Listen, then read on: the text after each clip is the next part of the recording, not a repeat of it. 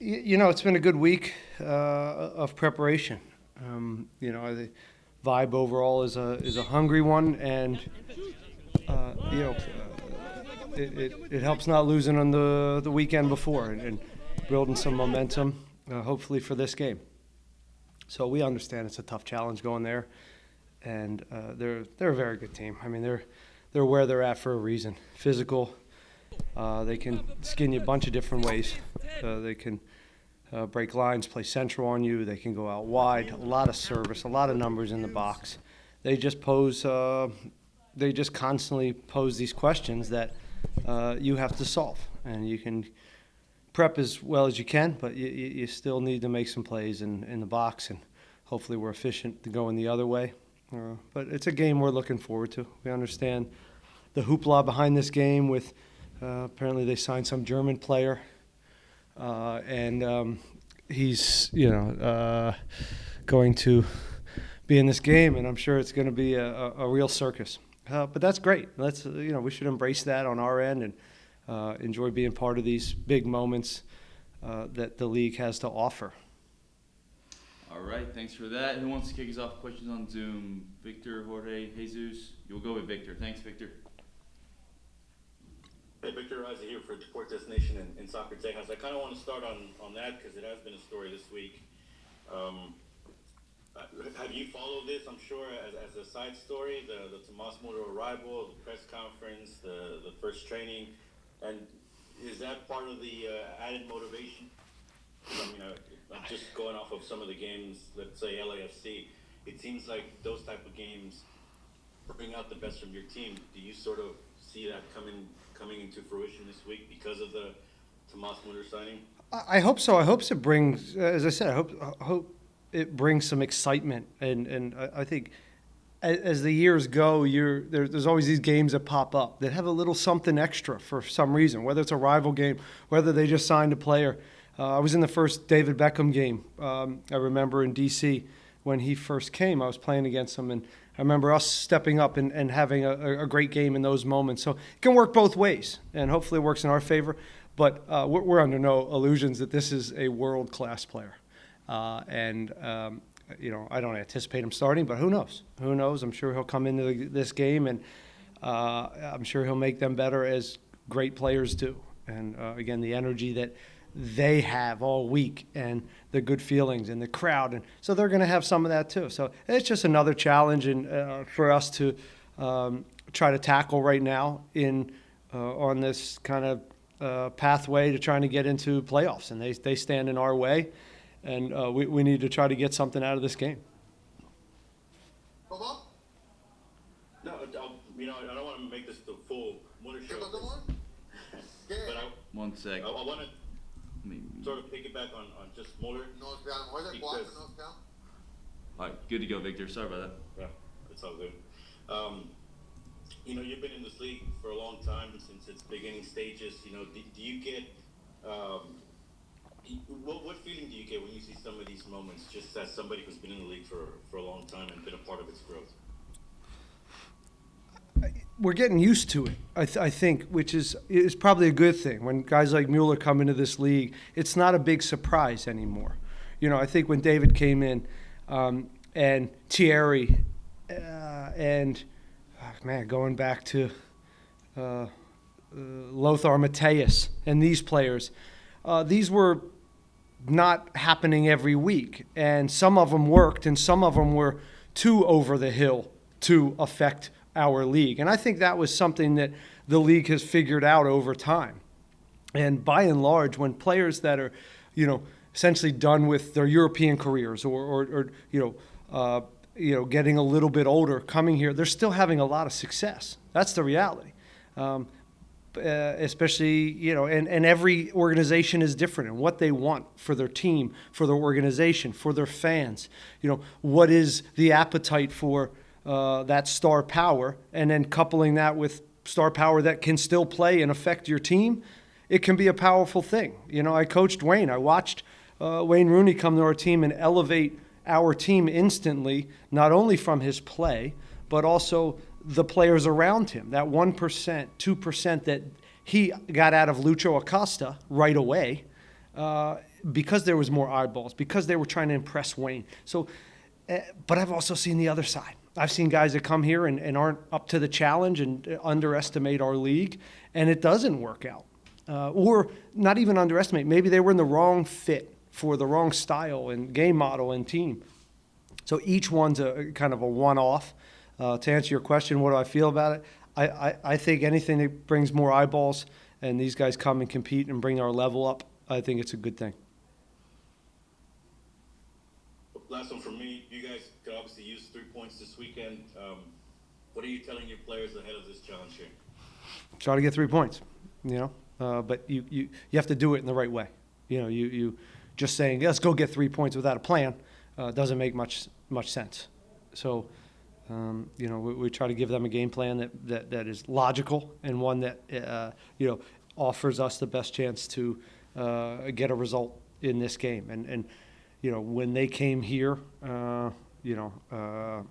whether it's players, whether it's a coach, we didn't have it. We didn't have it, and they beat us up. They came down very quickly on us, and I don't think we were ready for that intensity and quality. They had lost 2 in a row before that, I think, and they were charged up, and I was disappointed in our energy, our combativeness, and look, I could put some of the tactical side on me. So hopefully we got the right game plan, and we're going to go up there and throw some punches and see what happens. All right, Jesus, go ahead. Hi, Ben. You were speaking about tactics. Looking back at the Austin game, it felt, at least to me, after you took Ponce out, it felt like Austin wasn't able to move towards the middle as much. Have you been happy with how Ponce has been playing defensively and based on the tactics that you put this team on? I think Ponce wants more out of himself. I think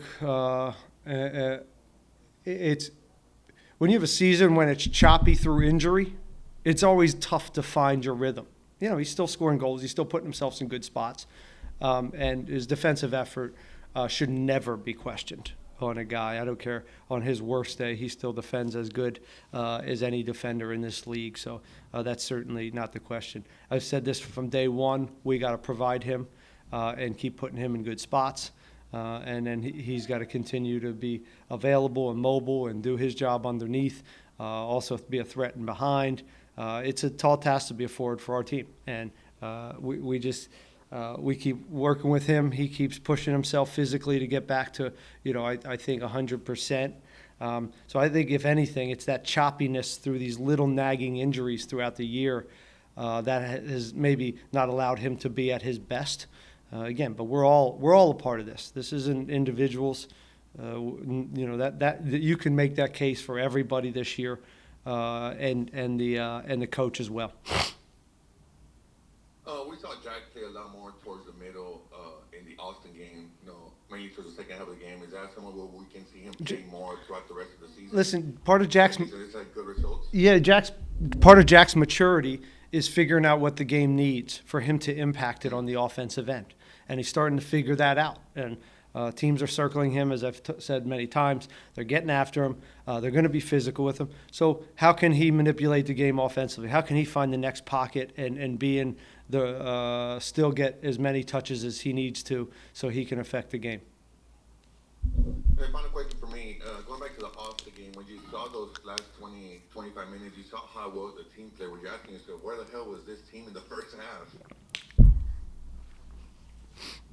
Yeah, there's a little bit of that, but, I think sometimes what you guys don't always understand, is,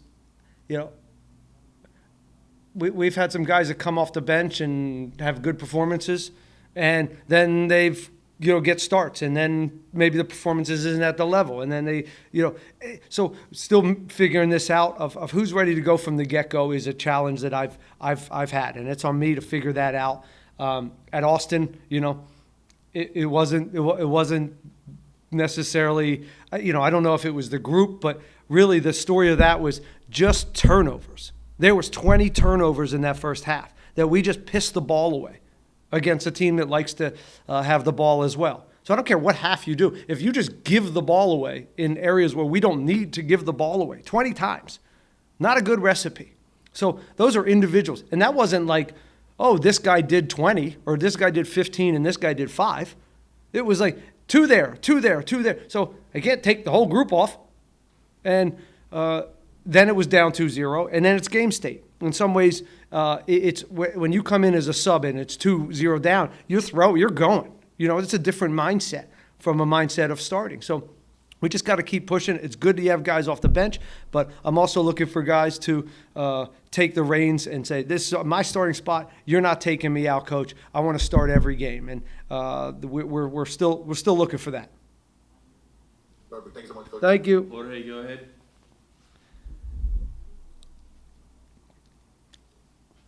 Jorge? Come on, Jorge. Coach. Morning. My bad, Coach. Coach, you finally had a full week, to regroup, rest. I mean, obviously not resting every single day, but getting to work. Just how is your group doing? How is Carlos being implemented into the squad? Just overall, your team. Jorge, he's fitting in very nicely, and we're getting some guys back. Eric's been trained today. So we're starting to get some of these bodies back again, and hopefully they can stay healthy. So it was a good week of training. And every time one of these guys comes back in, it brings a little new energy. Antonio's brought some new energy and belief with the group and with the result in Austin. So we're trending, as they say.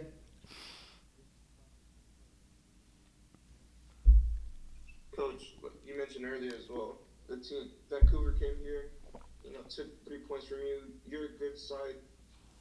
As a visitor, just what would it mean to get those 3 points? They're very meaningful. Yeah, this would be a bit. Result their way is it's very difficult. You look at their record at home and the confines, the indoor, the turf. It's a great place to play, and it's a nice little trek there. So we're certainly the underdog, but I think we'll relish in that situation, and we understand what they did to us here, and I think we got a good picture of them at a high level. So we somewhat know what to expect. It doesn't make it an easy job. As I said, they pose a bunch of different questions, and they are well-rounded. They solve problems, and they can hit you, again, with transition, with builds, with early service, numbers in the box.